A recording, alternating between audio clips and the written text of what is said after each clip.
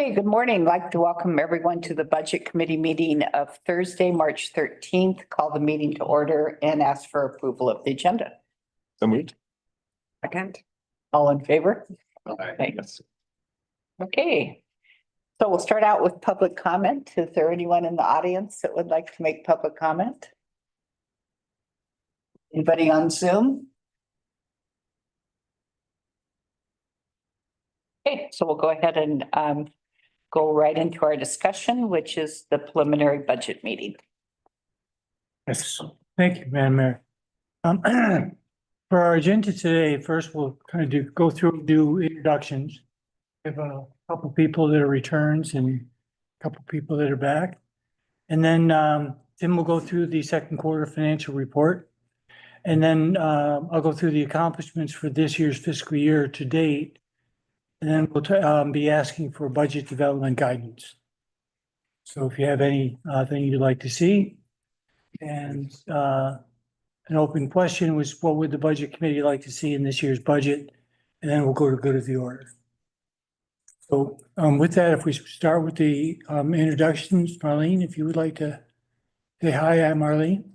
Hi, Marlene Laws, and I was born here. That's my claim to fame. Karen Clyde. Anna Hammond. Barb Knopf. Eric Ostrander. Richard Bertolotti. Tim Ramey. Ron Logan. Tim Collier. Bruce St. Dennis. And how about Sherry and Rusty and? Jerry. There.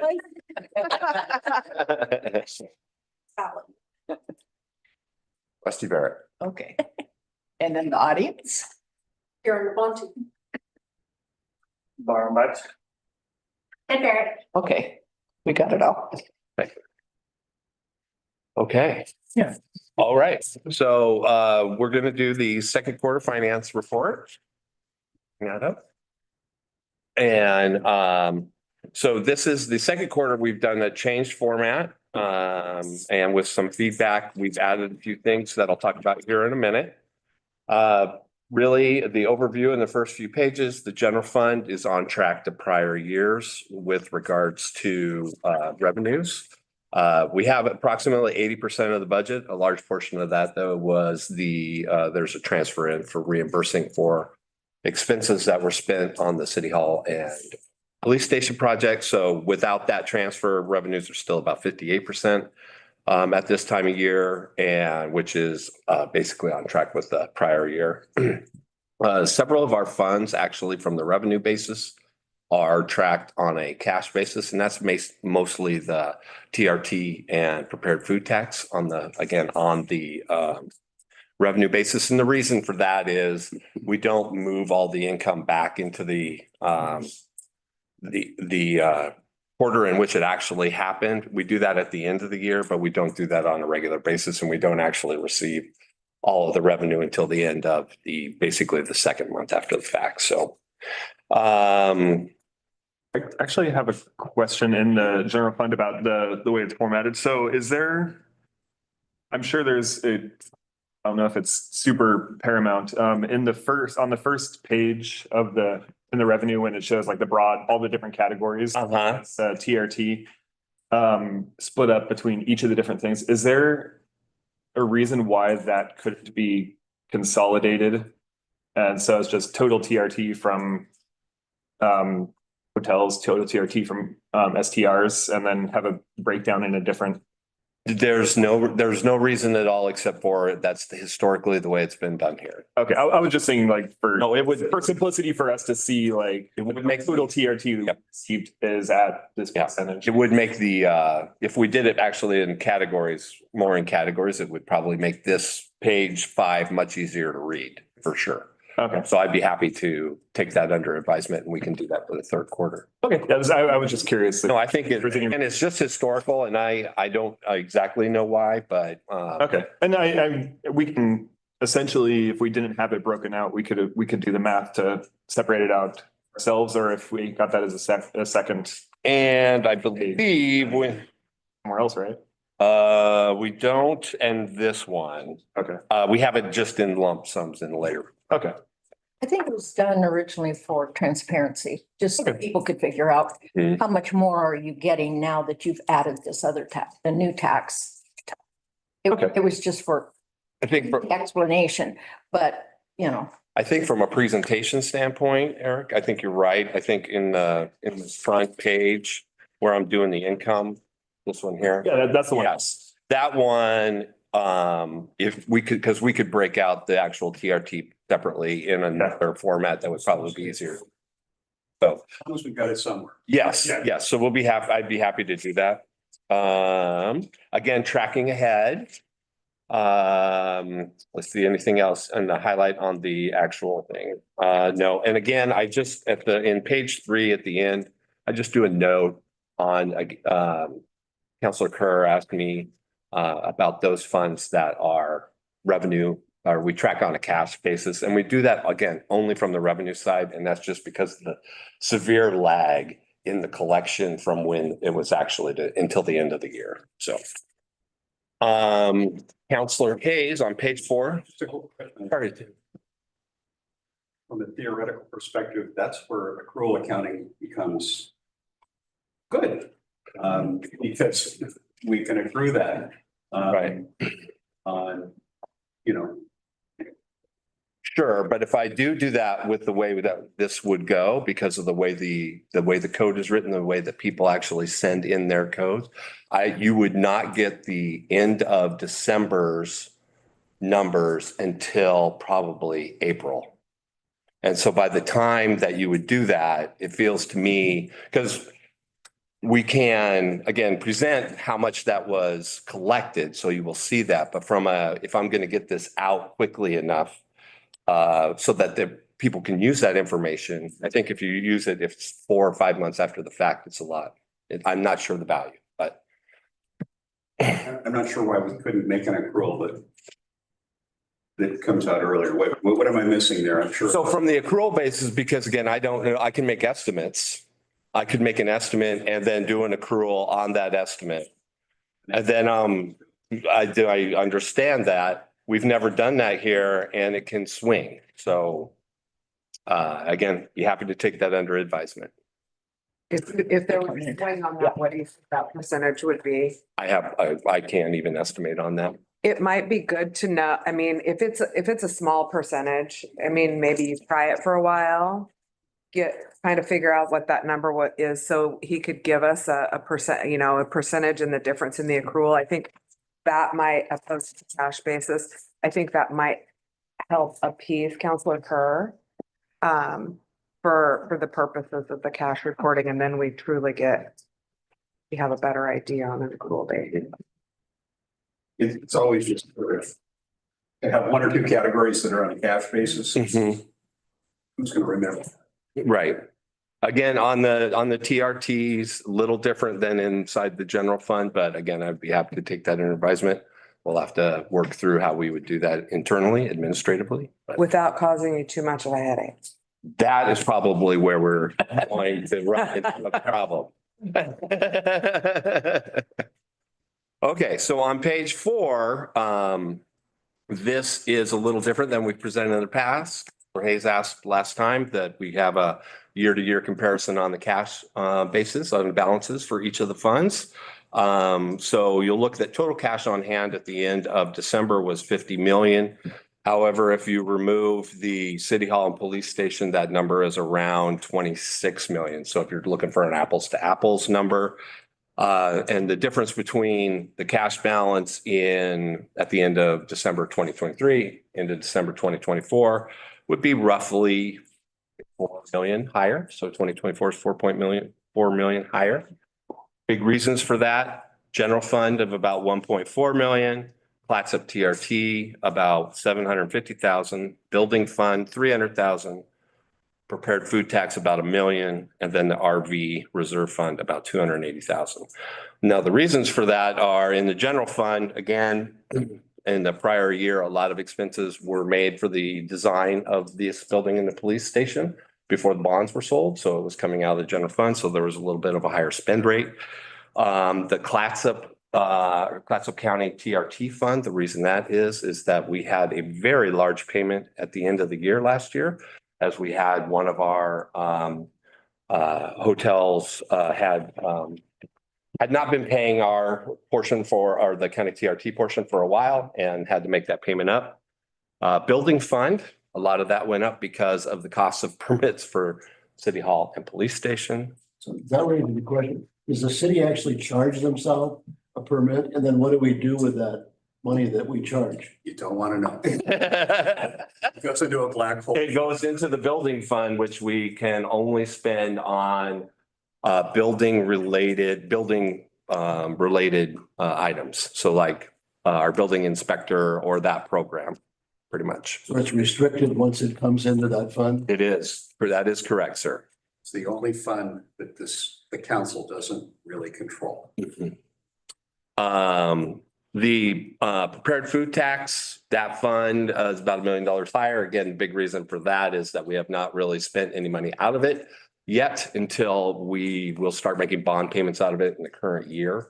So we spend half of it comes in, or we get it, half goes to the fire department. We keep the another half. That is for the repayment of the bonds on this building, and we don't have our first payment until June. And then the RV reserve is just that that's typically, we just transferred the RV fund usually makes around $400,000 to $500,000 a year. 300,000 comes in the general fund. We try to put some money into the RV reserve for future capital expenditures, and that's kind of what's going on with that. What, you know, it was, I'm sure it was in our packet months ago, but what the bond payment is for the City Hall Police Station? So if you look at if you look at the bottom of page 4, on the left-hand side, the fiscal year 2025 principal and interest. Yeah, So in the current year, it will be about $1 million. In future years, it is about $1.4 million. okay. Okay. On the other side, you will see the bonds for both the CVE original project and when we sold those bonds, we wrapped in refunding, and that's the 895. And so you'll see on the right-hand side of that about 893,000 in payments. Any questions on that, on the cash balances? Okay, Our cash balances do keep going up. they do. And so we have a good surplus. We do. And actually, when we get to page 7, we're going to get to what you asked for. So again, highlighting here, we talked a little earlier about this, but really, if you remove the repayment from the funds, because that's a one-time extraordinary type item, we got about $4.3 million in revenue in comparison to last year, which is 57.5%. Again, on track what we did in 22, 23. There are 2 small errors that Tim apparently did a formula error on. So the percentage of current budget on short-term room tax and short-term room tax at the bottom, or I'm sorry, TRT at the 1.5% and STRT at the 1.5%, say 100% of current budget, and those should actually be 47.2 and 47.9. So that's Tim's formula error. Previous page, there's a typo. Thank you for the previous fiscal year. On the right-hand column, it notes 12/31/25 instead of 23. Oh, yep. Sorry. Thank you. Page 6, again, we're just going through the general fund, the large expenditure categories.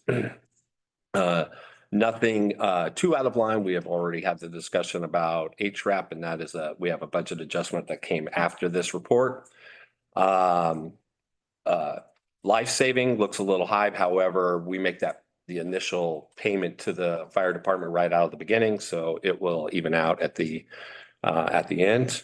And then you look at the very bottom, currently our ending fund balance, at again, December 31st, 2025 would be roughly 5.5 million as compared to 4 million in the prior year. Oops. Okay. All right. Then last time, Councilor Hammond asked me to put together the fund, ending fund balances essentially by fund over the last 5 years. So you will see on page 7 that those fund balances, so that essentially, not 100%, but it essentially is the cash balance or the available amount to spend in the next year at the end of any fiscal year. So one of the other questions that Councilor Hammond asked was during the COVID, did we eat into any of those funds? And really, you only see 2 examples of that, and that'd be the wastewater and water reserve funds. And actually in the water reserve fund, we would look to see that anyways. But everything else through that time period was up. Now you look at the 23-24 ending fund balance for the general fund. It was down 1.3 million. Again, the big difference in that is because we spent the money for this building out of the general fund, but didn't sell the bonds until October to be able to repay that fund. That will get repaid then. It did. If you look on page 5, you'll see the $1.68 million transfer in for City Hall. That's the repayment of those funds. And that is also why our ending fund is about 5.4 million as compared to the 4 million it was. Okay, then, and I'm not sure, I would like your feedback now. So pages 8 through 12, the intention when I originally developed these a report ago with the graphs was to show basically where from a graphical basis, the ending fund balances, expenditure revenues and what the ending fund balances would be going forward. So I'm not sure if that point is moot with the adding of the table on page 7. So anyways, I'll take any feedback. If I remove those graphs, it would probably shorten the report. Just anyways. Again, each of the funds we're looking at, on the front page, those are the Tourism and Arts Fund, which is essentially TAF. So we have grants that come out of there. We've also paid for the Midtown restrooms. The Transient Room Tax Fund down there in the middle, that's the pass-through to the Chamber of Commerce. That one there, so you'll see fund balances at the end of the year. We pay that out on a cash basis. So we have the cash, then we send it. We don't pay it on an accrual basis. Transient room tax, that's the 1.5%. That is new. There hasn't been a lot of spending out of that yet, except for debt service. Or I'm sorry, that was budgeted debt service. Next page, page 9. Again, the county TRT fund, we're looking at right now, that's about 1.6 million. Again, the reason that is so high is the large payment we received at the end of the year last year. Building official fund, which we mentioned a little earlier, it's about 780 or 790,000 roughly. And then we have affordable housing fund currently with about $410,000 in it. Moving on to page 10, prepared food tax, roughly 2.3 million. Again, there hasn't been any large expenditures out of that. We will see larger expenditure for the debt service in the current year. That will happen in June. And then our RV park fund, again, ending fund balance of around $1 million. That is pretty consistent throughout the year, around $1 million in just the RV park fund. Then we have more money in the RV reserve fund for capital expenditures. Let's see. Water fund. Nothing major to highlight at this point in time, but we are sitting on about $1 million. And we have the 3, so we have storm drain fund, wastewater fund, and the recycling fund. Recycling fund is the only fund that actually went down last year. It was a very marginal amount, but it did go down. It's not the only funds that we did. And then let's see, page 12. The last one is roads fund, debt service, and administrative services fund. So the roads fund, again, is just running our roads program. What receives large transfers in, well, both the property tax and a large transfer in from the general fund. Debt service fund, One thing that happened in the budget committee or budget last year is, and I'm unclear why, I'm saying it's right or wrong, but we put the debt service payments in the individual funds that they were paying. So for instance, this building would be the prepared food tax, right? However, typically best practice, what you do is you have all the debt paid in a debt service fund. That's why they call it debt service fund. And then you would transfer from those funds, that fund. So that's the way you will see it when it's presented to you in the coming 25-26 year. And then the administrative services fund, that is just the internal services and how that is spread to all of the residential or all the programs that we have. So in the debt service fund, in this report, what's that consist of? If it doesn't consist of what you, So in the debt service fund currently, it has the GO debt that was original. Here it had, general obligation bond debt. That is one of the payments, and I'll have to look into, I can't remember what there's a couple other smaller debt services in there. okay, But you would move, typically best practices, you just run all your debt into a debt service fund. And then in the fund that is helping pay that, you just have a transfer saying payment to, or transfer to debt service fund. okay. Okay. And then on page 13, so this is where we put together the transient room tax. And this does show what the effects were through Q2. You'll notice in that on the percentage numbers down at the bottom, 24 Q3, you see a 21.2 and then 29.3, 27.3, right? So you see big, huge jumps. That Q3 of 2024 was when we instituted the 1.5% TRT. So you should see more normal rate or normal percentage increases beginning in Q3 this year, and it should be more level as opposed to these giant jumps. But again, we're on track. If you look at the prior year during this time period, we collected from Q3 to Q4, we roughly collected 2.8 million. And if that stays the same, give or take, you're looking at what, 8.3 million in total collections for the year, right? Am I right? 2.8, 7.3, sorry, 7.3 million.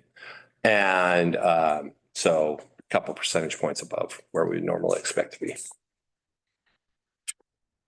Then I mentioned that we have the TAF award. So this is just reporting on the distributions when we expect them. The column on the left is who we gave or who the TAF awarded their grants to.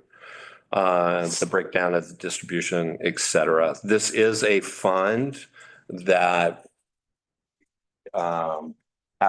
we actually went to the TAF meeting. One of the things that we're going to present to the budget committee in 25-26 will be for roughly 100,000 out of this fund to help pay for the maintenance, et cetera, of the public restrooms. And the TAF committee has, or TAC, I guess, has supported that. So, but you will see a couple of those coming into the 25-26 year. And then the last page on page 15 is the prepared food tax fund. And those are, again, we're seeing more normalization, roughly a 4% increase over prior year over year, which is probably where we will be settling into for the foreseeable future. And with that, I'd be happy to open it up to any more questions if you have them. It's got a lot of clarity there. And support keeping those graphs in there. Okay, And okay, all right. I just wanted to make sure I wasn't being redundant to help. primarily a PDF distribution. Mhm. Don't even have to save a tree. Right, good point. I just wanted to make sure I wasn't being redundant and you guys are getting the information that you need. Can you talk a little bit about the restrictions on the transit lodging tax and what actually it can legally at this point go for? Sure. So the initial TRT tax that was passed, and I can't remember, I think we have maybe you have the date on here. We don't for the 6%, but when the 6% was originally passed, 100% of that could be used for general I'm fund. just talking about the restricted 70%. So the restricted is 30% can go to the general fund, 70% has to be spent on either tourism or tourism related facilities, essentially. But do we have a list of what that means? Do we legally, I know Gary's talked about it. I've heard people talk about it, but do we have kind of a defined list of what it can actually go for? So you don't really have a defined, so there's no there's no list per se. But what we did ask our attorneys was to come up with, we wanted to talk about the restrooms. We wanted to talk particularly about life-saving program, potentially on the information aids and HRAP. And so we have, from our attorneys, they have said that basically HRAP, we can't fund 100% of it. We could use that. Public restrooms, again, can't fund 100% of it, but can fund a good portion of it if we wish to. Life-saving, they're not giving me the answer I want. And so, yeah, so we do have a group, and when I present the budget in May, we're gonna have a few of those payments, which will go into the general fund to help pay for those. So what about if we wanted to spend money on parks or rails or bridges or something like that, pedestrian bridges? Are those things, can those qualify? It really would depend on the actual, are we able to convince our legal that would help with tourism?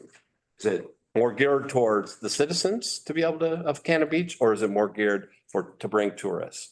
And is there a split?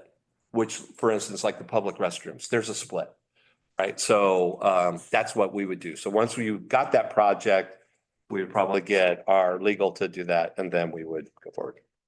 Yeah, last time I calculated that the number that's supposed to be dedicated to tourism related run rate is about $2 million a year. Does that comport with what you see? How much in the general fund we could use? Is that what you're talking about? Sorry. And cash flow. It's The restricted part, I believe, is right about 2 million a year. yes, I believe that is correct. And it's, again, this is back to this question, 340 days out of the year we pour, and then a few days of the year we go, oh, we got 26 million. So, Isn't it true, though, that in June, the legislature is going to be looking at some possible expansions of the use of TLT tax? That's what our attorney told us. Yes, so currently there is legislation before now. Now to put a caveat on that, every session has had this very similar. Now there's some momentum, I think. I think our representative here, Javadi, is very big on this, but the thing that I've heard so far is either the 50-50 split as opposed to 70-30, or expanding the things that those fees could be, or those funds could be used for, like public safety, et cetera. So Recreational type. yes, so those are a couple of, may broaden the actual categories. And from our standpoint, if they broadened it to public safety, you could, your police department alone could take up a lot of. And your life-saving program. Correct. Obviously. That would be correct. That serves pretty much 100% tourism. That was my argument, Councilor Kerr, but my attorney did not agree with me at the same rate. So now, Well, if it does move to the public safety, then yes, I believe we would be able to easily do that. and the attorney is not disagreeing because it's been tested and tried and found not to apply. It's never been tested. That is correct. Very, very conservative approach. That is correct. I can give you my take on it, Richard. The 70% funds are available for two purposes. Tim mentioned tourism. It's tourism promotion. And that's defined a little more specifically, but essentially marketing activities, events, things like that. that are intended to draw tourists from more than 50 miles away.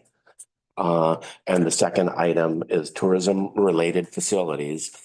And that comes down to a definition of real improved property with a life of 10 years or more. And the substantial purpose must be to accommodate tourist activities. So when you're talking about trails and things like that, if it's real improved property with a life of 10 years or more, and the substantial purpose is to accommodate tourist activities, it certainly fits within the law right now. It's been funded a couple of times before. It as well. has. What's that? It's been funded in that way before, the Clutchie Creek Trails. That's true. Public safety is not Not allowed. in any way, both, though that's certainly in the new legislation, something that makes sense to take a look at since. And that's just like flipping a coin at this point until the legislature ends. So. Yeah, it's a long session, so we'll see what happens as we get closer to June. I think there's a good case, but the case on the other side is that TLT already pays for about 90% of everything here. These are just the increase in funds since that law has passed. So essentially, TLT is paying most of our public service, most of our infrastructure. That's what we're up against in the legislature is, and so those things have never been tested, and the way that things are tested would be by Lawsuit. yes, a lawsuit against the city. And which I think, I have an opposite sort of poll from you. I think it is going to pass. It is going to be broadened in the legislature because I think there's a huge appetite for it now. And I think it's become clear that tourism wears down the city, is causing, we spend a ton of money on the city on tourism. Well, tourism also Indirectly. funds all of this. Right, it does, essentially. but it should, it's not, Including property. it's not funding what it's,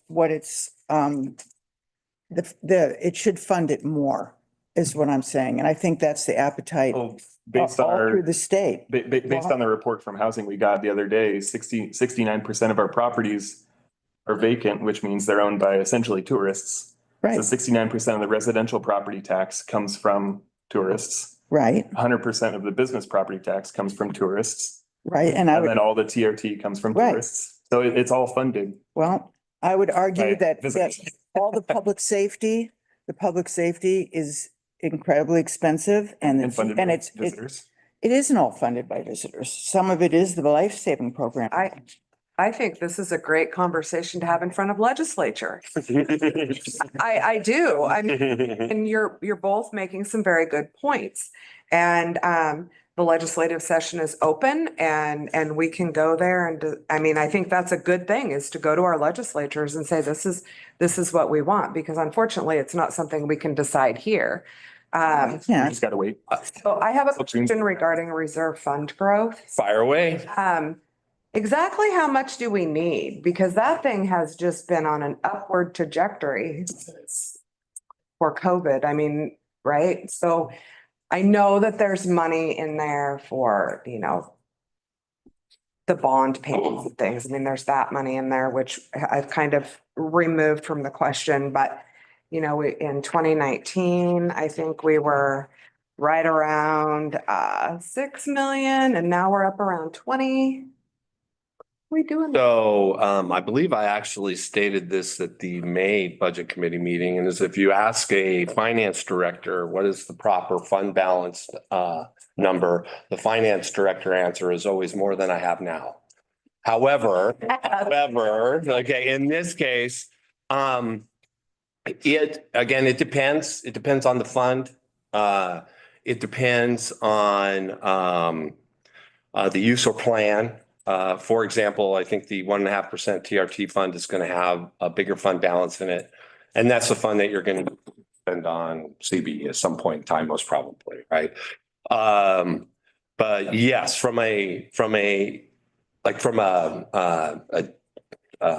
GFOA standpoint, your general fund balance should roughly be able to cover 5.5 months of expenditures. You know, in your water fund, it's going to be a little different because you're going to want to have a certain amount set aside for capital and a certain amount for rate stabilization. So, yeah. It's way above prudent. And so We are in a very, very well-funded position. good cash position. Problem is, And Give us good bond rates, right? Well, it gave us we're so strong that, yes, for a city our size to be a AA bond, is not usual. So yes, we did get a good bond rate out of it. so at some point, could we possibly, I mean, I don't want to go down a rabbit hole on this today, but this is just a question that, on the elementary school, if we split, how much of that could we've got money available, TLT, that bond that we took. Correct. And if some of that were to be, which we know is probably going to need to be from the general fund, how much of that could we pay in cash? And this isn't an answer that I need now, but how could we do that with using some of the surplus of funds that we do have to balance that out and pay for that project? Again, it's really more on council priority, right? If the council would like to spend money currently, if you look between our general fund and our general fund reserve fund, we're roughly give or take $9 million. Okay. Take a shot at that. I did this analysis, I think I shared with you, and there's this past fall, between the funds that we have from the prior bond, the $2 million a year that's coming in that must be spent or supposed to be spent. We can almost cash flow this thing. And, you know, yes, could some of it come out of the general reserve? The general reserve is way too high. Part of that was this strange policy of boosting the contingency by 50% last year, which nothing bad happened. And I think it provides a real problem in the presentation to the city. On the one hand, or to the citizens. On the one hand, we're presenting ourselves as poor. On the other hand, we have 20 million of net cash. That's after subtracting the bond debt. That's a crazy. When have we So- presented ourselves as poor? So I think, I state one. can I stay, We have to raise water rates every time we say. can I stay on this point? And I think Councillor Hammond has, and I don't mean to put words in your mouth, but has a different angle on this. Because what you're saying is correct. There is money that could be used for this. But the money you cited, the facility would have to have the substantial purpose of accommodating tourist activities. And I think Councillor Hammond is coming at it more from community center, rec center. So one of the things, so again, taking the money from these TRT funds and reimbursing the general fund for those items that are specific, that we can pay for them, allows you inside the general fund, and then you have more discretion. Right? So We know that if we were to use restrooms qualify substantial purpose of accommodating tourist activities. Could restrooms, move HRAP, almost all of that out of the general fund and pay for that with TLT dollars, right? offset general. But some of those things we already have some commitments to. So like our TAF fund, right? We have the TRT, we have some debt fund, right? You have the 1.5%, which is people are holding for CBE. So there's again, it's not necessarily that there's not enough funds. It's more of where the priority for the council is going to lie. I just add one thing. I haven't been on the budget committee for about 5 years, so I'm looking at the city being 180 degrees from the left. of the budget committee. We struggled to get Karen $50,000 to resurface roads. And now we have plenty of money to do that. And our revenue stream is going to grow every year based on what we see. We're sitting on over $20 million in cash, and it grows every year. So I think as a budget committee, we need to keep a focus on the fact that we are going to have a continuing stream of money. That we're way better off than we were 4 or 5 years ago. And we need to think of a creative way to spend that money to aid all the entire city.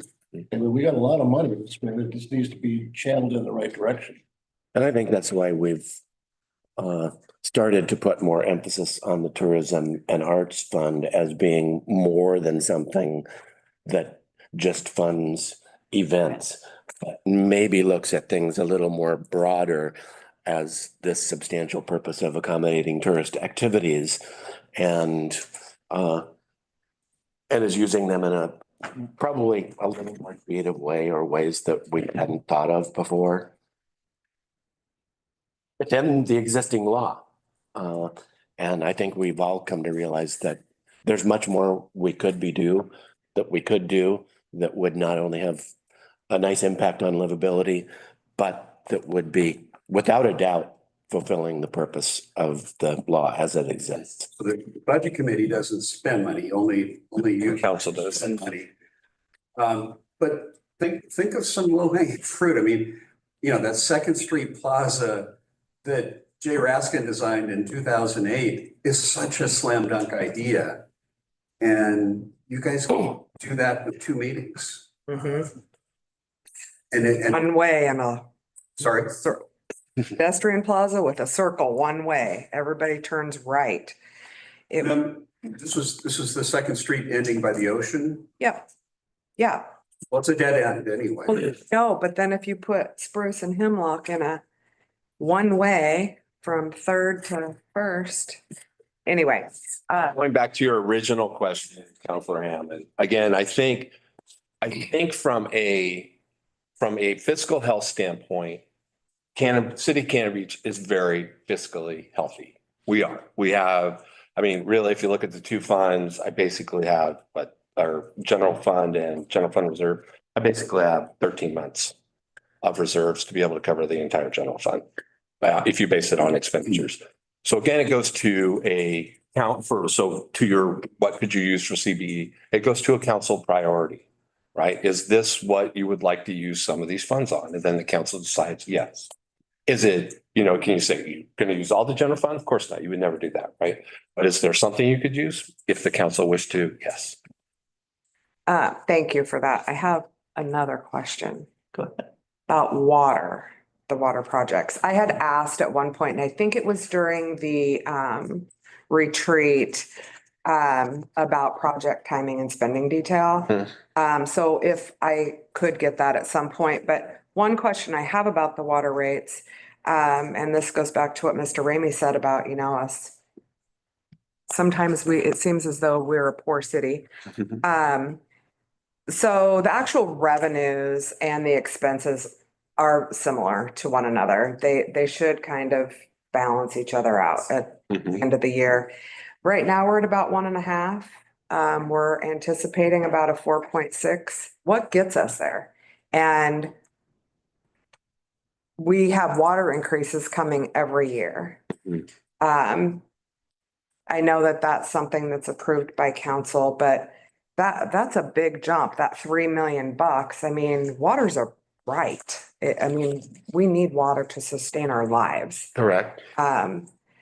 And we've got a property that is, the Elk Creek Terrace. There's issues there that I know that you guys are diligently working to resolve for them, and that's Council will have some options probably next week, actually. But I think we really need to know what gets us that $3 million jump. Why do we need to get to that? Are expenses going to go up by that much? Our debt service, once the debt service comes online, the answer to that is yes. So we are right now between, and I'm just throwing out a random number, but between the 3 phases of the water resiliency project, I think we're looking at $10 million. So About all this extra cash, Hmm. why are we charging our citizens for this with water rate increases? When, and this is kind of a naive question, but when we could fund these projects? So typically from a best practice, so essentially in the parlance, utility funds are enterprise funds. So they're the only funds in government that we use that essentially are profit and loss based. And so typically best practice is that the user of those facilities or those types of utilities pay for the said. So if one of the issues that we have and why the big leaps we have now is because if you look in the past, the rate of increase, we weren't increasing the rate fast enough to be able to actually meet those obligations. So that is typically what you do. And, again, council can decide, that's a council policy question. But best practice, again, is a utility should be able to pay for itself. Part of the issue here too is that when you have a utility, typically your ending fund balance has multiple purposes. For instance, I ran a solid waste utility essentially in Metro. And what you do is you have an ending fund balance, and that ending fund balance has a section of it that is for working capital. That ending fund balance has it for a rate stabilization fund. So you make sure that you don't have 20% increases, which is what we're going to see. And there's a couple of other items in there. We don't currently do that. Right? So we don't have a policy around that. I'm not faulting anybody, right? If not, so one of the things you need to do is have a healthy ending fund balance inside your water fund so that we can make sure we meet working capital requirements, and we try to be a more steady rate increase because your costs are going to go up just from salaries are going to go up 4 or 5% a year regardless. So what about, I'm sorry. No, please, no. What about, we have all of these homes that people don't even live in, they're not even using their water, but they're paying a water bill every month, the same water sewer that we all are. So the water usage is less. You're bringing in more, and this is kind of I'm just going through the motions on this here. So, I guess, so I understand what you're saying. I completely understand where you're coming from on that. And I'm assuming that a bond wasn't an option because of fear that it wouldn't pass or. No, that's not true. The debt we have here is actually loans that Karen and her team have worked very hard with the Business Oregon to get with some very low interest. Right. And we get some rate relief. So that's where those came from. Thank you. You bet. I think years ago, we did have to pass a bond For the wastewater plant. wastewater Yeah, for wastewater. because we didn't have enough saved. Mhm. Does our projections on rates that are driven by our projection on costs take into account the potential forgiveness of debt from that Business Oregon? Not into that detail yet. No. We are, once we get a little closer, then we will have a better idea of what the actual total and when that forgiveness is actually going to be applied. Karen is squirming in her seat, but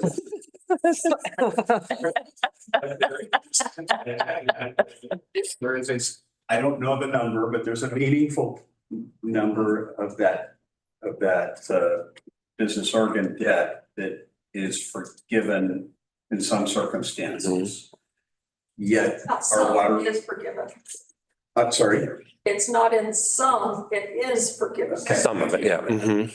So, but yet we are counting that as if it's not for our rate base. At this point, yes. So that's another issue to kind of think We through. just don't know that number at this point. And again, I want to remind people that for years, there were no or very minimal raises in the water rate. So the rate that you pay now is actually fairly low compared to other. Having said that, Mhm. most people are probably paying about the same in water as they are in natural gas, Mhm. which doesn't sound right. I also live in Portland and I already do that. Yeah. So We live in a rainforest here, though. I know. I live off of Cola Park Road during the week. So When does, that's what I had. how long does it take for those to be forgiven? So so those loans don't actually become loans until we finish the projects.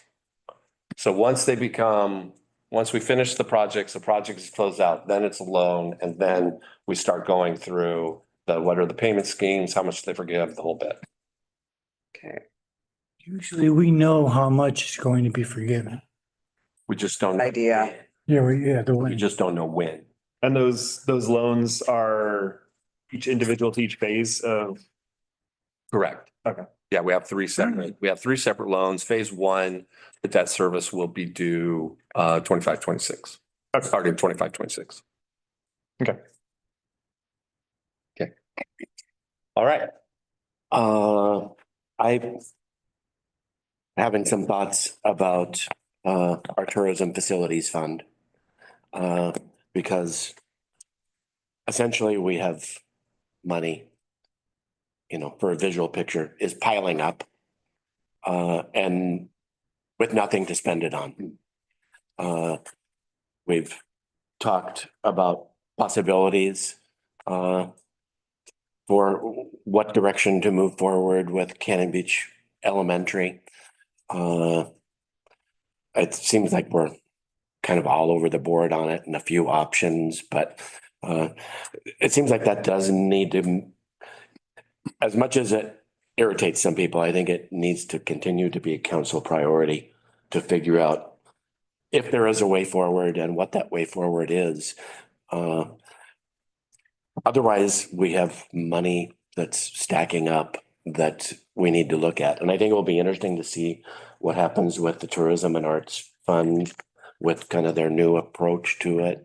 But I think there's a lot we can do with that. So I don't know how long we're going to just let money sit in that tourism facilities fund as we're trying to sort out what possible next steps are, but What that's, choice do we have but to figure it out? I mean, we shouldn't just go spend it to spend it. We have to figure it out. that's. Yeah, yeah. what I'm Oh, saying. that's what we're, yeah. Unfortunately, people have complained about we spend so much time on it, but we Oh. need to spend time on it because it's doing us no good right now. Weren't you guys gonna do a questionnaire to kind of take a survey of the city and? Waiting to see what that would cost to have a professional That's kind of where surveyor. it sits now with the Right. elementary. Right. Just waiting to see if it's affordable to even do or if we want to spend that kind of money, how much it would cost, all that stuff. We don't have that And if information the yet. survey comes back that the community wants a community center or rec center, Then we can't. then we have to sit down and look at, okay, now do we really want to do what Tim has suggested and figure out ways that we can get that out of the general fund? So. You have to kind of get a pulse of what this one. So I have talked to several other people about trails and bridges, like a pedestrian bridge. But we have this Old Creek Forest Reserve, which is a beautiful asset of the city. We have trails that are not very well developed and we haven't spent much time, a little bit of, effort. But it seems to me I'd like to see something, a consensus that we look at how we fund it and what it really, it probably is the Parks Department, the Parks Committee that would take that on, but. Well, you'll have an ally in me for that to expand trails, pedestrian trails, bike trails. Spot to put a bridge behind the water treatment plant. There's a dike there on the other side, opens up all those logging roads. I think there's a lot of opportunity. Can I make one suggestion? Can we move along on this part and then because we do have a part at the end where we Absolutely. ask for the budget and the additional guidance from you. This seems to fit more those case. Is that okay? Appreciate it. Thanks. And now Bruce. Thank you, Tim. I want to talk about some of the ways that we have spent the money that you gave us last year. And the water resiliency project is moving forward. The idea of the water resiliency project is that if we were to have a seismic event and the lines coming down from the springs were to fracture, or one of our tanks was to fail, then we don't have water for 3 days, and in 3 days, that's how long people can live without water. And so we're trying to make all the systems, all the portions of the system resilient, so that we can have water when that happens. We issued bonds and signed a guaranteed maximum price for a city hall and police station project. We're having a not a grand opening. We're not ready for the grand opening. Groundbreaking coming up for City Hall. I don't know what the date will be, but that's coming up. New mobile tracking ticketing system in PD. That's something that we've been looking to do, and it's somewhat mechanized, and it's can recognize the numbers on the license plate and store where it was and what time it was there, those kind of things. Gives us a lot better situation than maybe, if you go by and you leave and then somebody stays there for the rest of the day and it's supposed to be like 1 hour, 15-minute parking or whatever. It goes ahead and helps us with all that. The Tolovana vehicle ADA access ramp, that is all being rebuilt. There's going to be Moby mats coming off of that. And the intent there is to have a more stabilized access to the beach for vehicles as well as for residents. Somehow the pedestrian access that we designed was perfect for catching logs in high storm surf situations. And it just piles them up, so, and it's not very easy to push them out of the way. It's a little bit too narrow. So we're talking about some significant work there.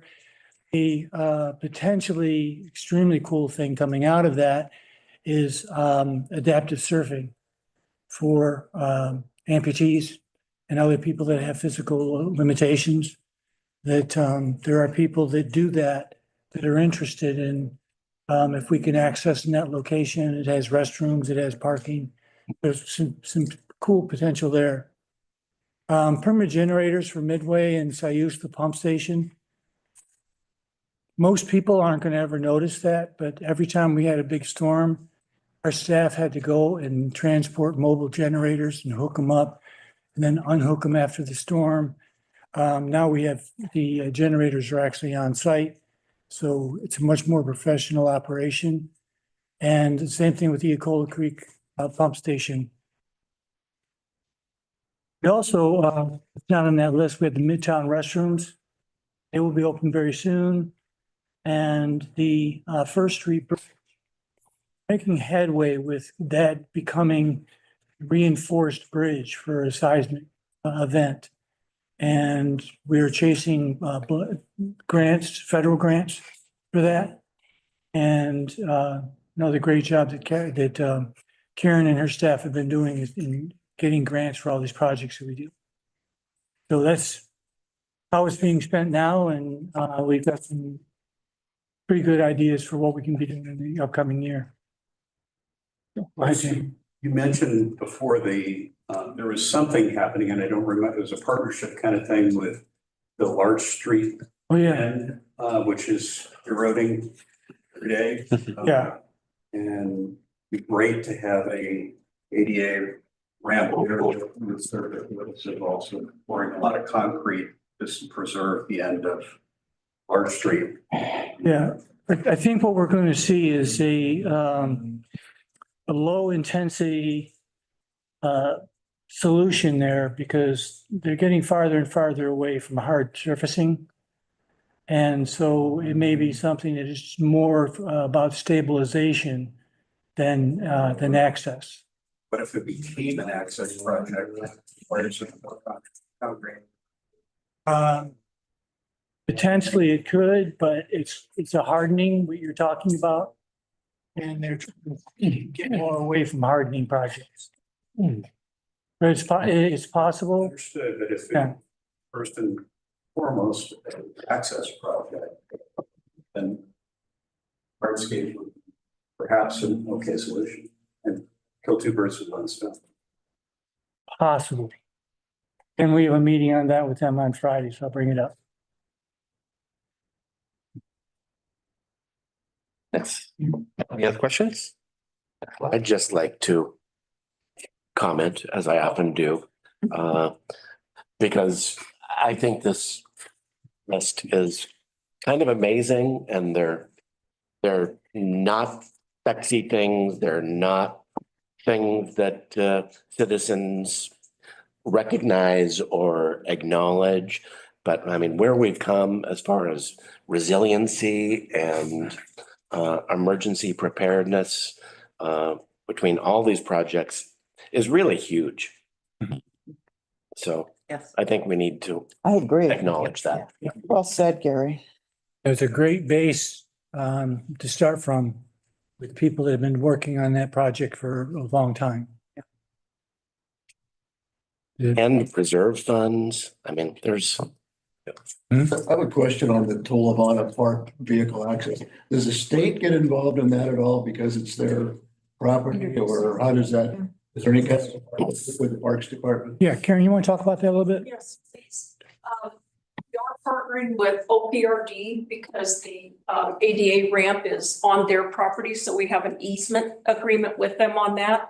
So they're partnering with us. In addition, they have access to grants because they're a state park that the city wouldn't have access to. So when it comes to funding, as we work through a potential design, which will come before council at the May 13th session, we look at what each of us has access to as far as grant funding. And so there is a partnership. Obviously, for legal reasons, we have to get permission to be on their property, but for funding reasons. So. Okay, thank you. Any other questions? Okay, so this is how we started the budget process. So we're already, well into this process. So gave instructions for a 2.5% increase in materials and services. It was really more of a CPI trying to do that. Every fund, we have moved from the 15% contingency to 10% contingencies. We're looking at, again, this is what we've developed the budget, right? There'll be debate and discussion about it, but contractual pay raises 3.75. We're looking, this would be the first new biennium with a new PERS rate. So we're looking at a 3.25% on PERS, and health at 7%. The other items that we'll be bringing will be transferred from some of the TRT funds, particularly from the TAF fund and from the county TRT fund that will be used to transfer into the general fund to pay for items such as we mentioned earlier, HRAP, public restrooms, et cetera. So we'll be bringing that to the budget committee also. So then in the process, what we do is the department heads and their teams will develop the budget. Basically, they develop a base budget, and then if there are any additional FTE required or asked for, or additional capital slash materials and services above that base amount, then those come in a separate ask. And then all of that is reviewed by me and the city manager as part of the eventual process to develop the book that you guys will get around May 1st. So that's kind of how we've moved so far. Questions? Okay, next slide. And then now we're at the input. So is there anything else? Which we started. So again, this is the opportunity, I think, or I'm sorry, Bruce is supposed to say this part. This is the opportunity for the budget committee to talk about what you would like to see in this year's budget, which we mentioned some earlier, and then any other questions, approach, et cetera. So this is. Mike, can I start? I got my 2 bits worth in about the trails and the bridge.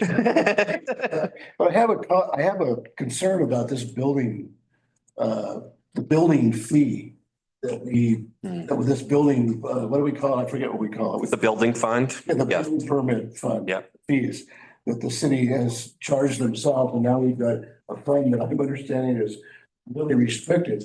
Is there a way around, I mean, that's way too much money in that fund, $800,000 or whatever the number is. Is there a way to get around some of that to bring it back to the general fund, or we can figure out a creative way to spend that money?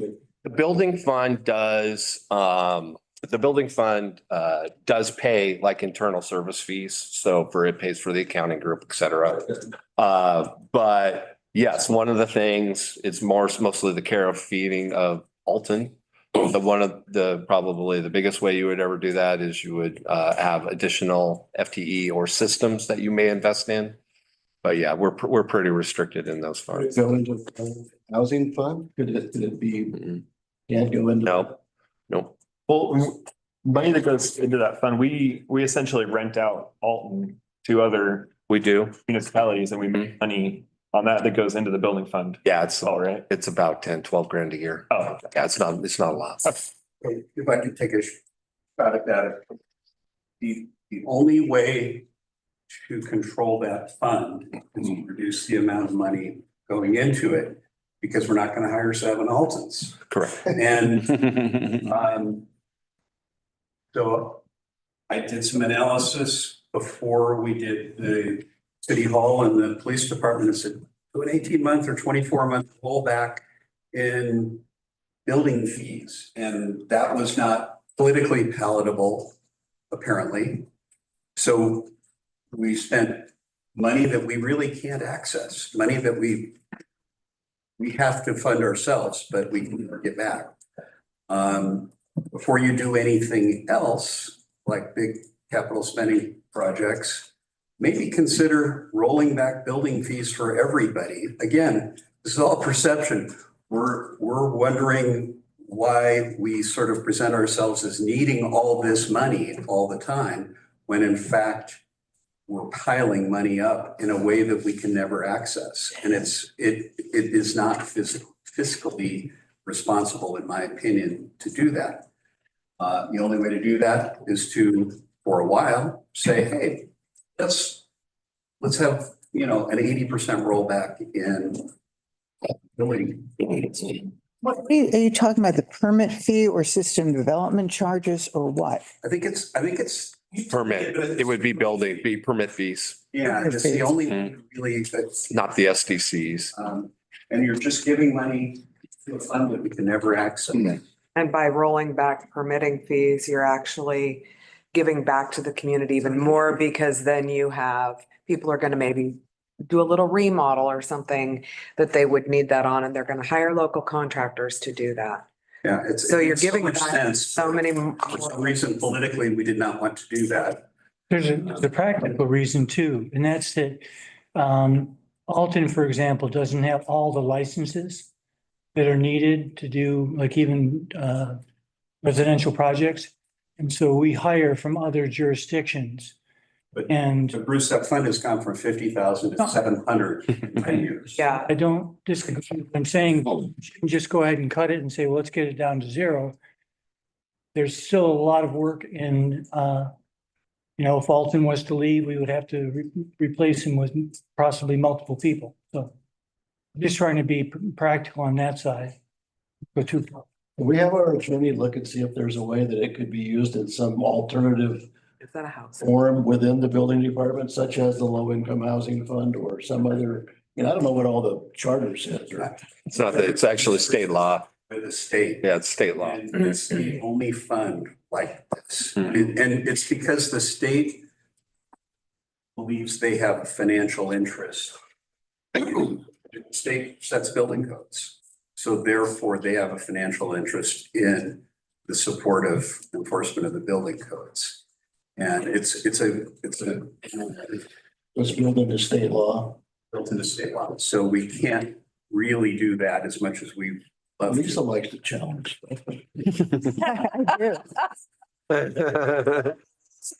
I also think that fund can be used for more oversight of buildings that are going up, right? And I think we need more of that. So I think I think things are happening around Cannon Beach that we don't have enough staff or personnel to keep track of all the things that are happening. And people are violating the original plans that they'd set forth, because I've looked at a lot of the plans and I've seen the discrepancies between what they said they were going to build and what they build.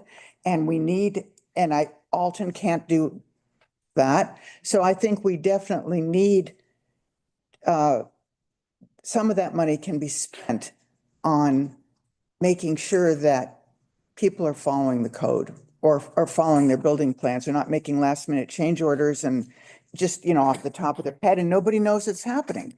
Or could city arborist be paid for by that fund? Because That's city possible. arborist is. That's part of the essentially building about thing. building. Yes, that's true too. So there are things that could be used on, I think, if we got creative, that would be legal. And there are some things we need. And I don't want to give examples of houses right now because it's not appropriate. I think we have to follow up on things and we don't have the resources to do it. But it's still gonna take a long time to burn through $700,000+. There's another couple hundred coming when and if we do CBE. So just do something. Can we exempt Council. ourselves? Can the city exempt themselves from having to pay the permit? I don't know that. I don't believe it's the case, but I will check. That's a good Exempt question. Everybody. Well, I mean, I think the city. Yeah, that might not, to grab it from one. I don't think Oh, I don't think that's would look good. It's like, Put her aside. if you build during this little period, you get an exemption and then other people have, it's not a good idea. The state actually, and I'm sorry, does the state actually ever look to audit that fund? To mind, I haven't, not since I've been here, but I haven't been. They probably could. Well, it's one of those where I'm guessing that if we used it inappropriate or used it for other stuff, that somebody would then. Somebody would catch it. Does our regular auditor look at that fund to see that we're doing? It I depends would on, think he should. it depends. It really does. So being a former auditor, if I saw a large drop in that fund for some purpose, then I probably look at it closer, just to find out the whys. But at this point in time, there's not a lot, there's a person in it. There's some care and feeding materials and services and the revenue that comes in. And then it just piles. So, yeah. It's Nice.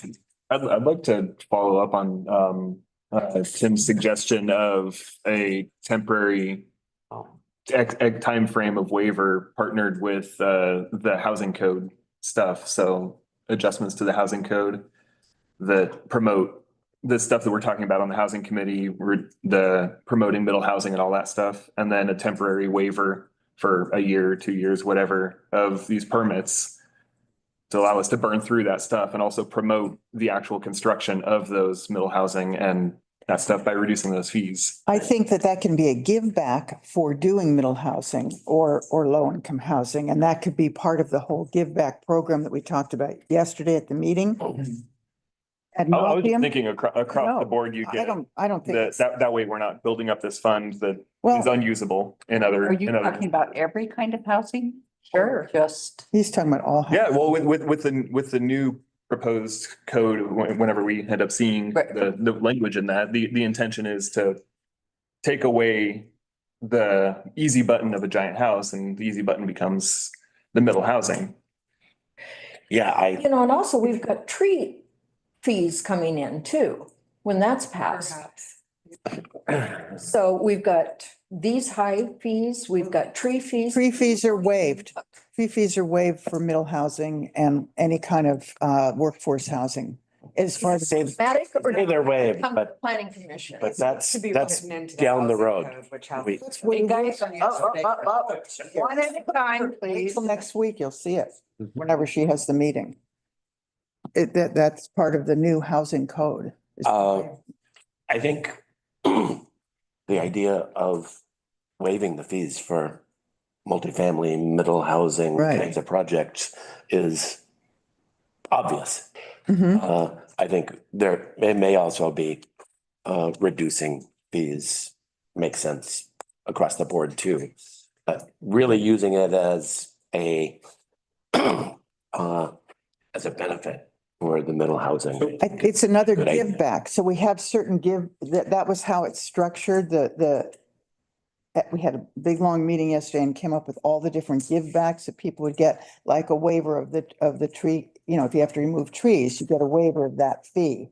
That would go along with that. And you would get certain parking relief, and you get all these different reliefs. That could be another piece in the bucket. Yep. that You would get, those permit fees also waived to entice people to build or encourage them to build middle or low income housing. But I don't see how it fits in with, if you're building a 5,000 square foot house on the ocean front, I don't think it's appropriate to waive. Exactly. Just a couple of thoughts there. Number one, I know we don't want to give any subsidies to rich people or anything like that, but again, just sending money into a fund we can never access is illogical.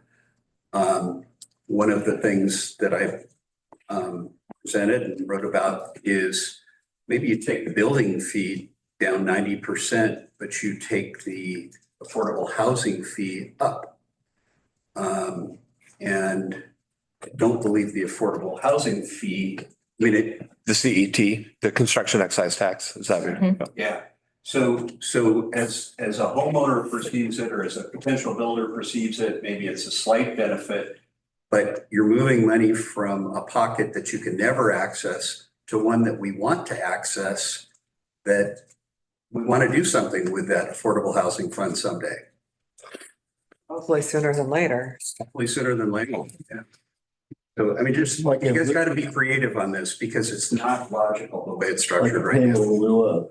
So it's It's a different fee. It's a different fee. Or it's the same fee for a building fee, but it goes into the. A pocket we could use. Yeah. Makes sense. I also think we should look more closely at how we can use that fund. I don't think we've explored everything, despite your analysis. I Yeah, think no, there are other I'd ways. love it if that I was think true. there are other ways it can be used, like I said, for enforcement of the code we do have.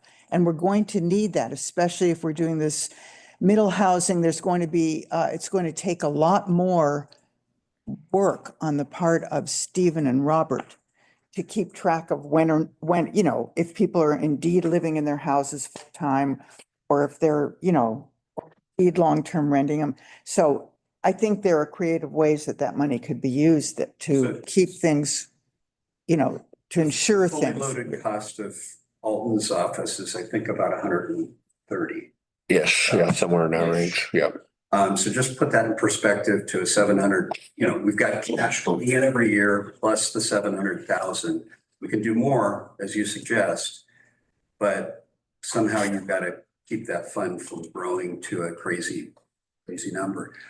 The other thing the city can do is the city can charge the building official rent that gets paid out of that fund. Well, we technically, already we technically do that. That's what the administrative services are. So that's essentially what we do already. And he has a desk, stand-up desk in the middle of a hallway.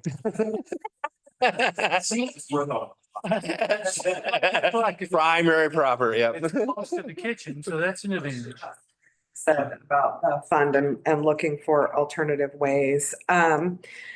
Counselor Kerr, you said something here about verifying that second homeowners were truly second homeowners and. No, I'm talking about, and this is going to all come before the joint session of council and planning commission and design review board. But there's going to be, we're hoping that if it passes, that in order to, all the give backs we're talking about are associated with somebody who either rents their house, has a long-term renter or lives in the house themselves. one of the two things. And that's going to require some oversight.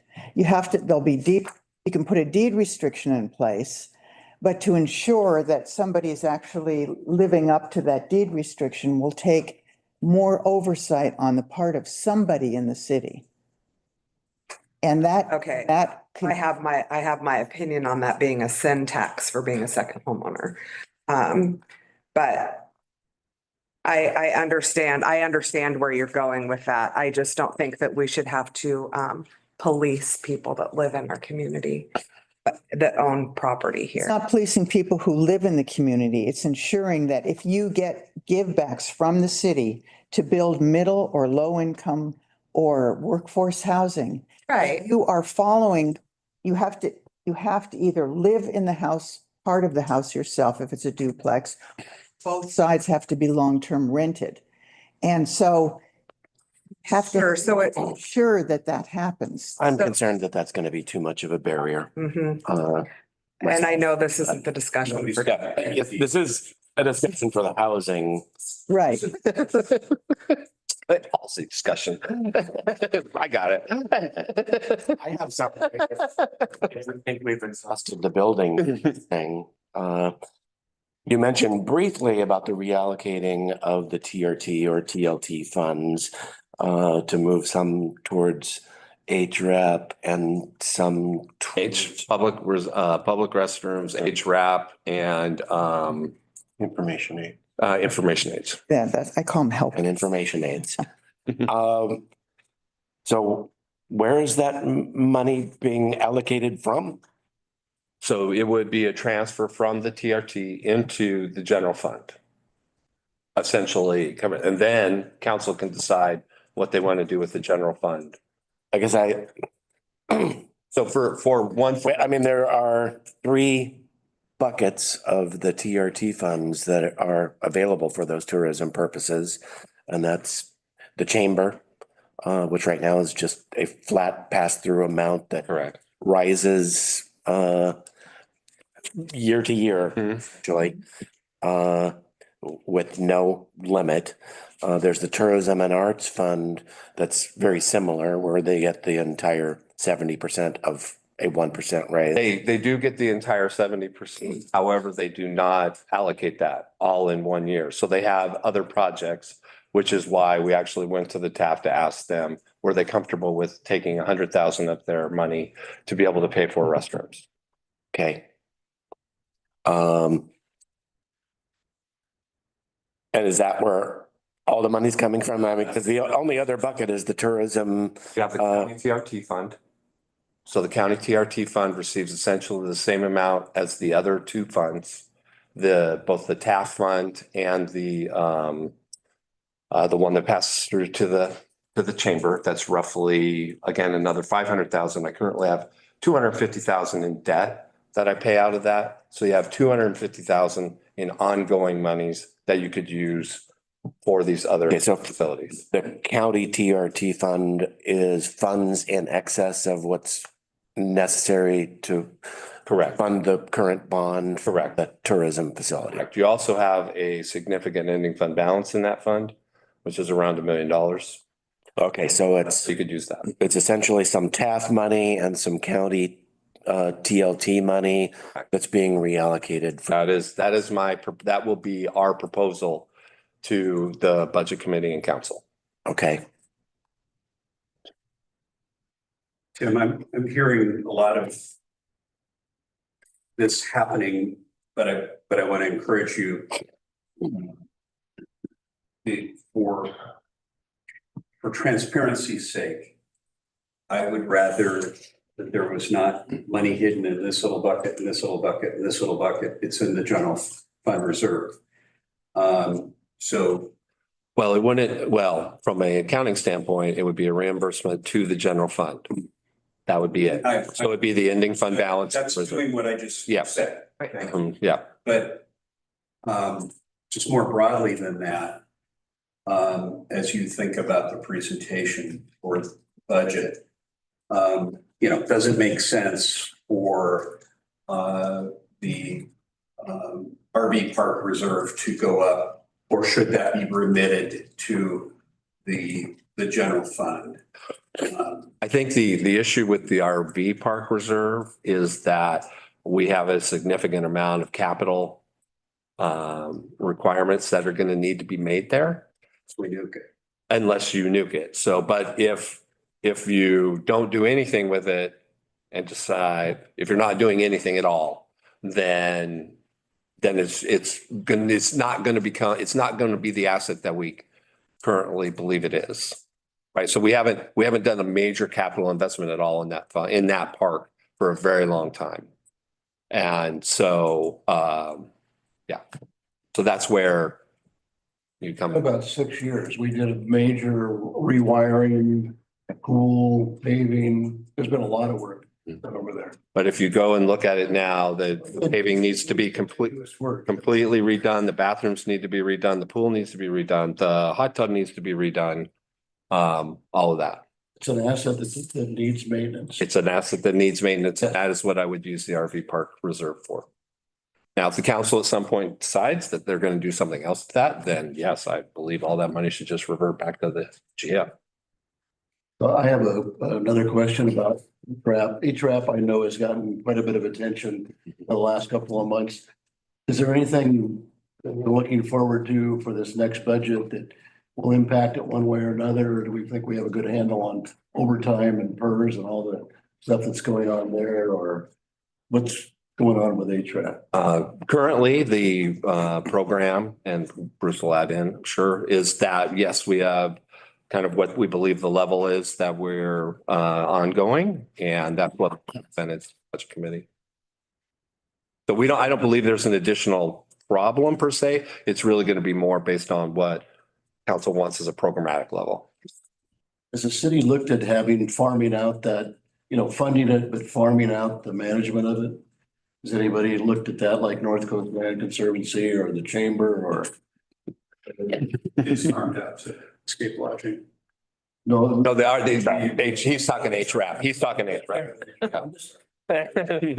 When we do that with other parts, we farm out our garbage collection and maintenance of the restrooms and so forth.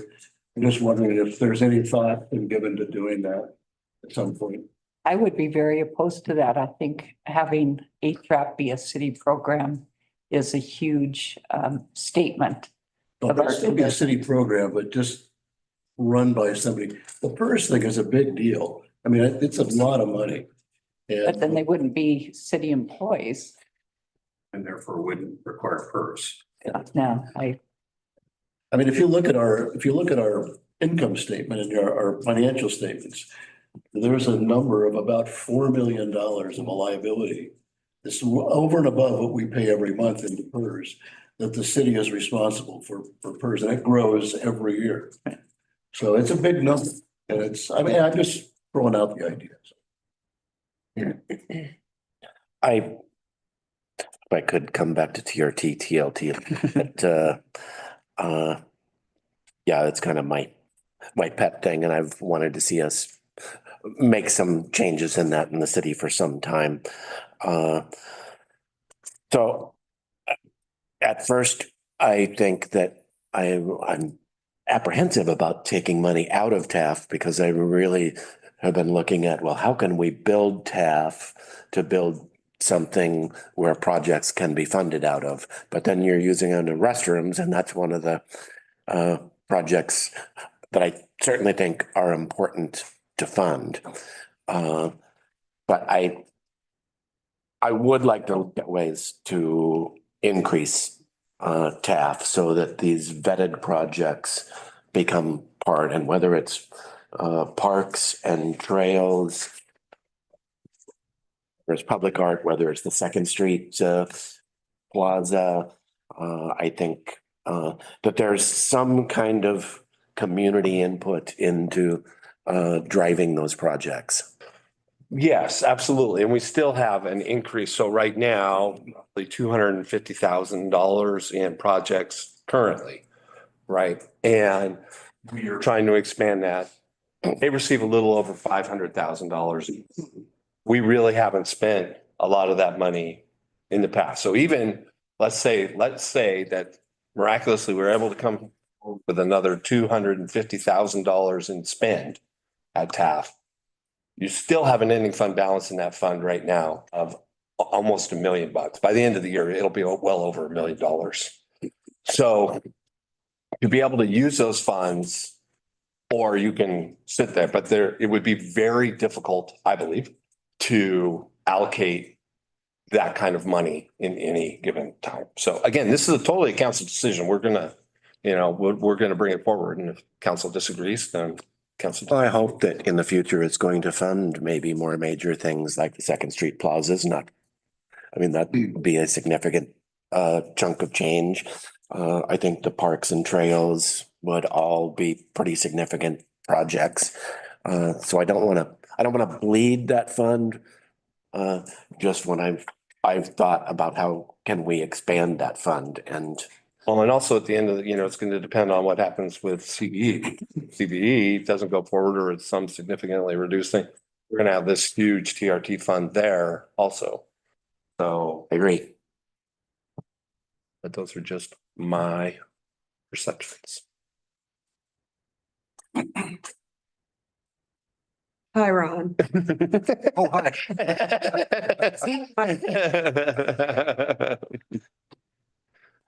I think as far as restrooms, you're looking at restroom maintenance. That's just basically the cost to run it. So it's not to build not to do the refurbishment like the TAF fund did this year. Actually, if we wouldn't have done the ending fund balance in that fund right now would be roughly $1.5 million. So is there some consideration of additional restrooms? Right now, we're facing some challenges to the city. I think we all know that there's certain parts of town that outdoors become used as restrooms when it's too far from our public restrooms. And I'm just wondering if there's any thought about some of those things. I think of Nacoos. People aren't willing to walk the 2 or 3 blocks to the Midtown restrooms. Are we considering that at all? There's probably nothing we can do in the north end where the dunes become a public toilet, essentially. But I don't know if there are other parts of town that have similar issues. But like you said, in the north end, up by the end of Oak there, that access, it has there's city property right around that area. Tolovana doesn't have any restrooms either. Who doesn't? Tolovana. Yeah, it does. The state park. State park. Oh, Yeah. the state park one, right, but Yeah. kind of gross. Ironically, the 2 places that we're getting gigged on, both have restaurants. Yeah, that's true. Yeah. Yeah. It sounds like that drainage area is a lot wider than, and whether or not that's contributing to our current problems and legal challenges. It's just not pleasant to walk in some of those areas and see what you discover. Karen? Master plan, additional restroom is identified in there. It was originally chartered to be down near the haystack stairs. But after vetting that project, it was not possible to do it. The footprint wasn't large enough to put a bathroom. So the Parks Committee and staff discussed the hopeful addition of bathrooms at the NACUS project if it went forward. And we also penciled in a new bus stop point there, shelter. Yeah. Well, also, Hopefully your addition. I'm not sure, again, one of the issues about campers and, people using the dunes as a bathroom, I think, I know people don't like this, but I think enforcement is one of the ways of stopping that.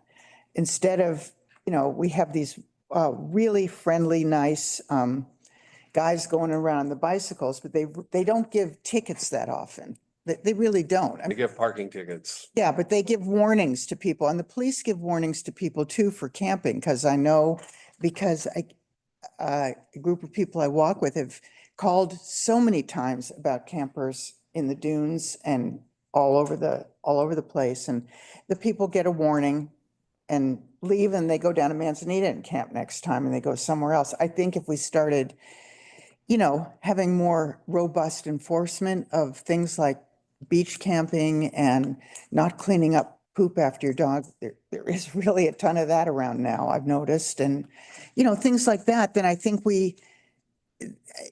I'm not saying, I don't want to be mean to people, but I think that sometimes, especially in the current climate, if you are not,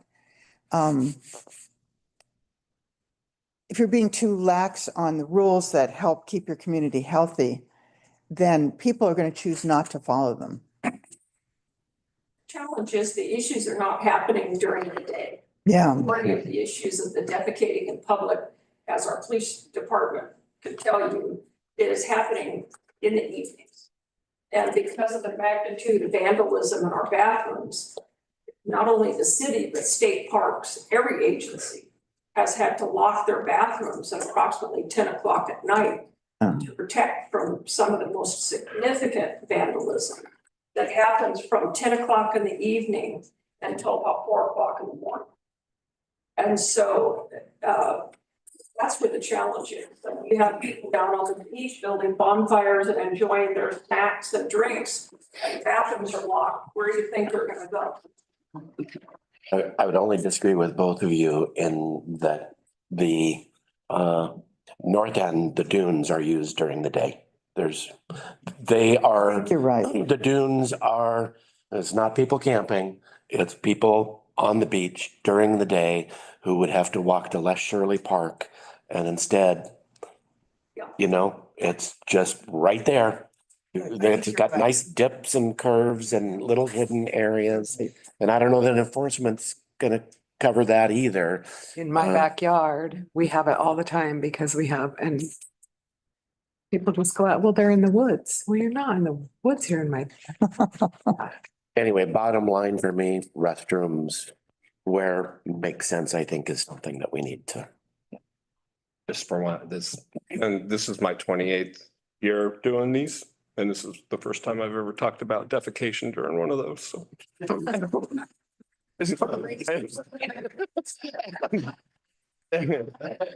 Learn something new every day.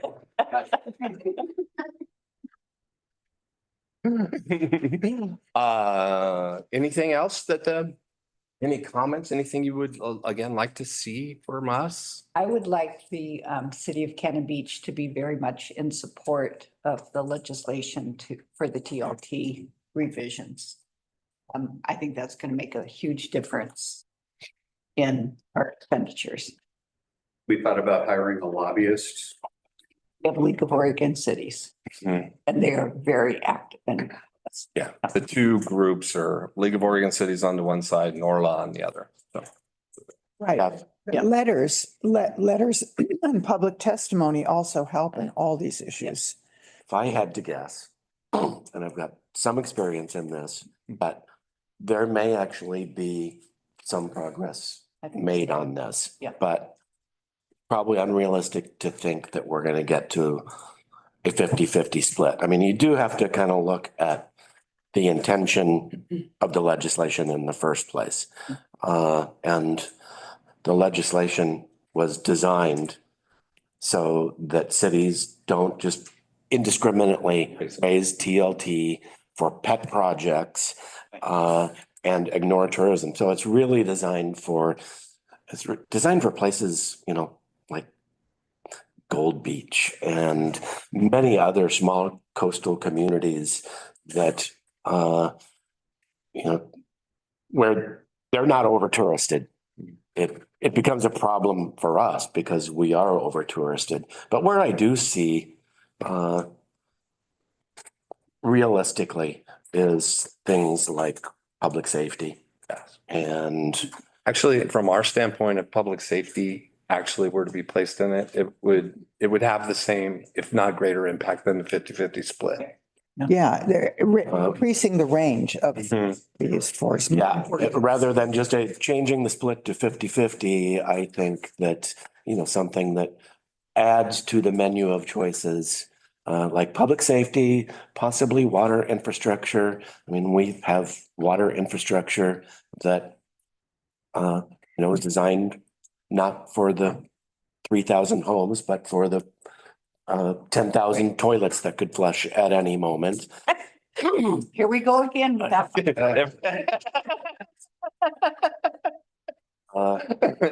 We never used to have this discussion with the other finance directors.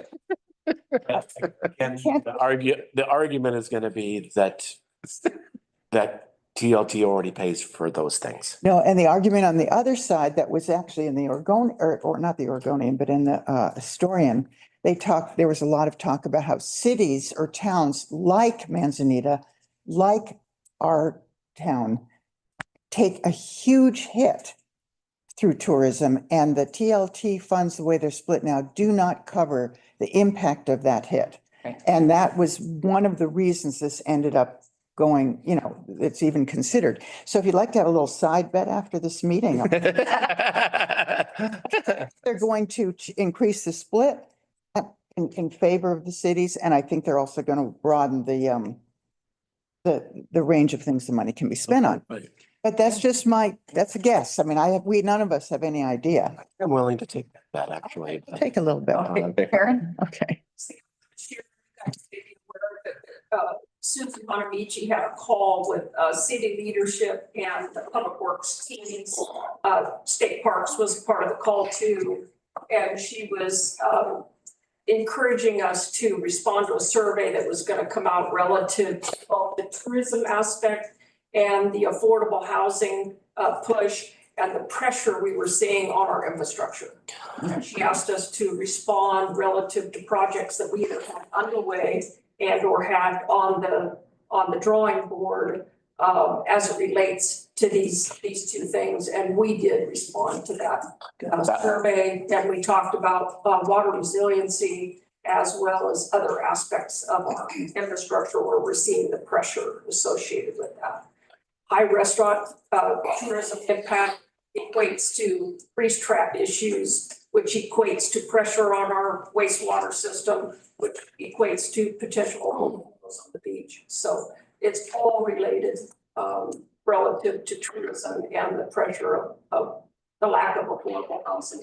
So, Yeah, thank you for mentioning the housing thing. That was the other area where I could see that it might change.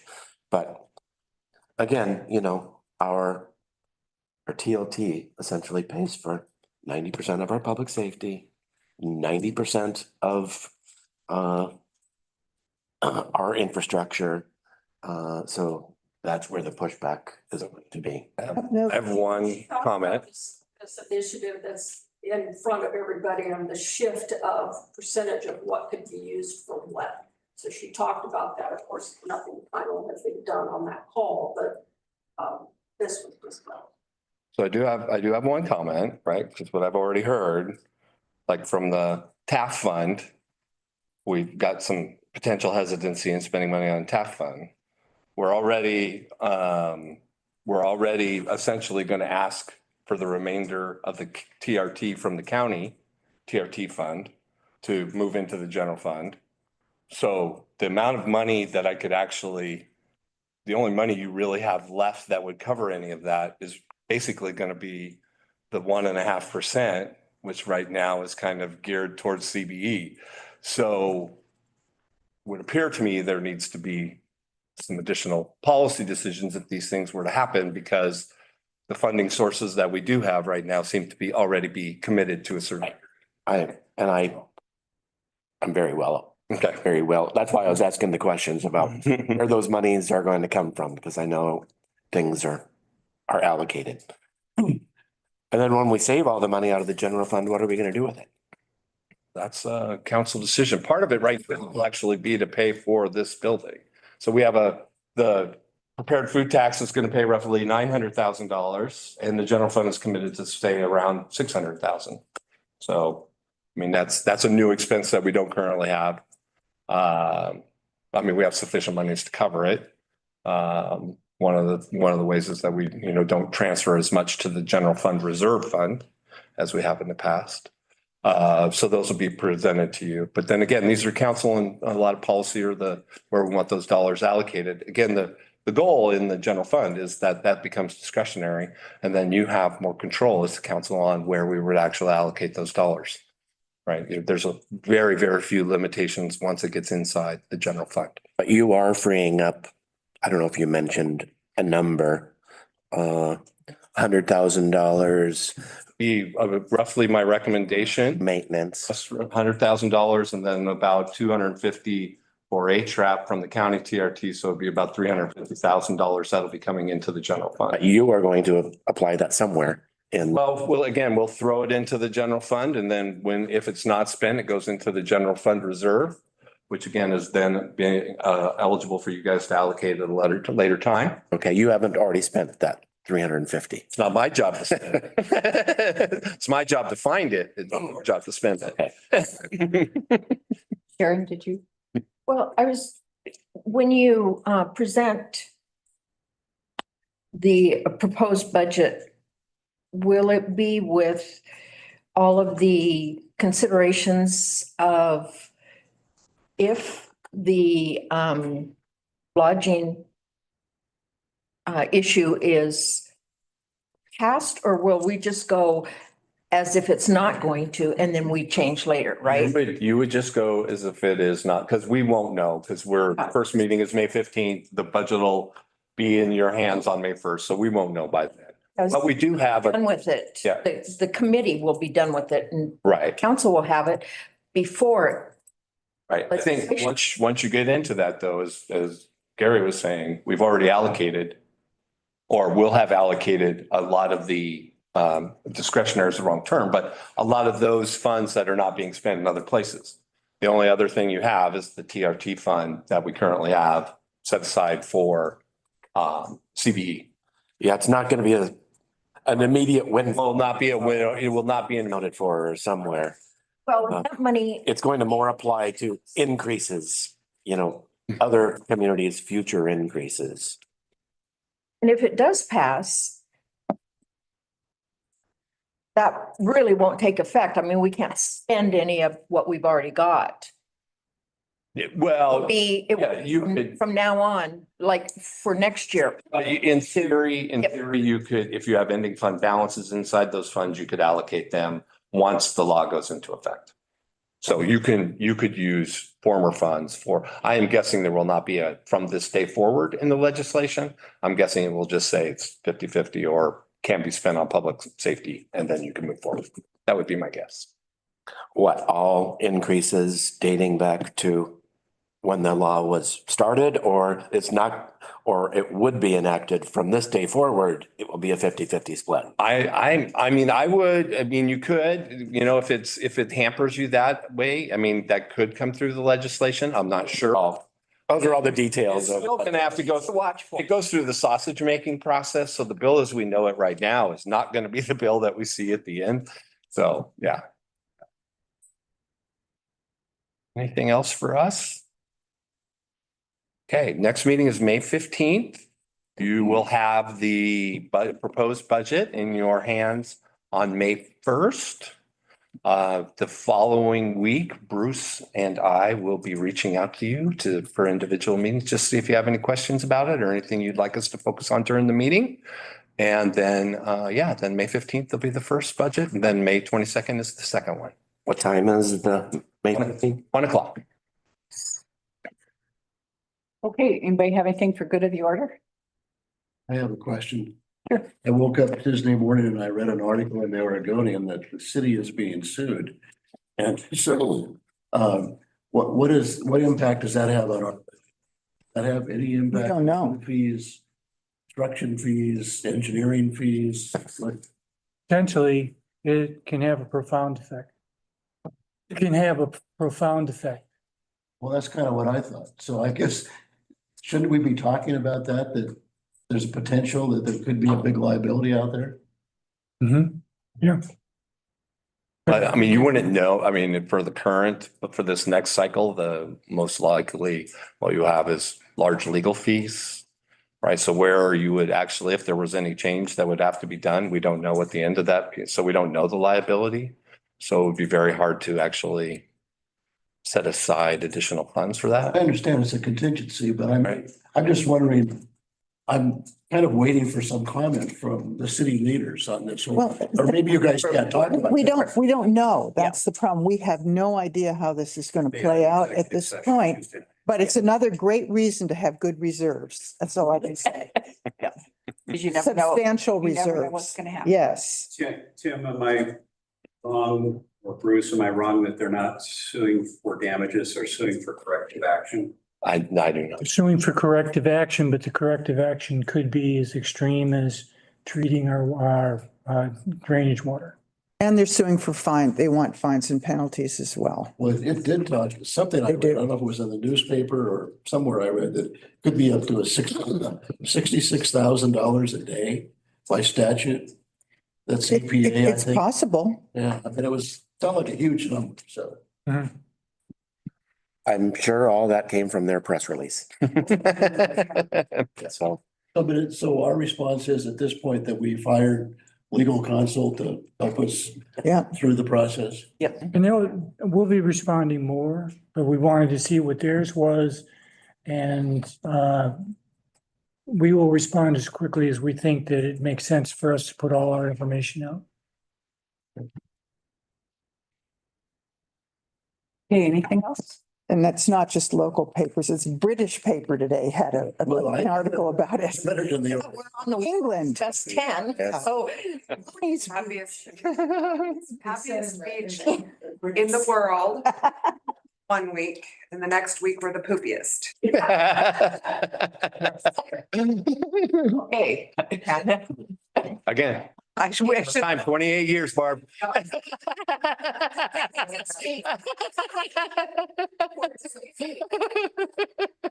So I'd like to thank all of you city staff for all the work that you guys have done in preparing this. So I think it was a very useful meeting. Good. And that being said, meeting's adjourned.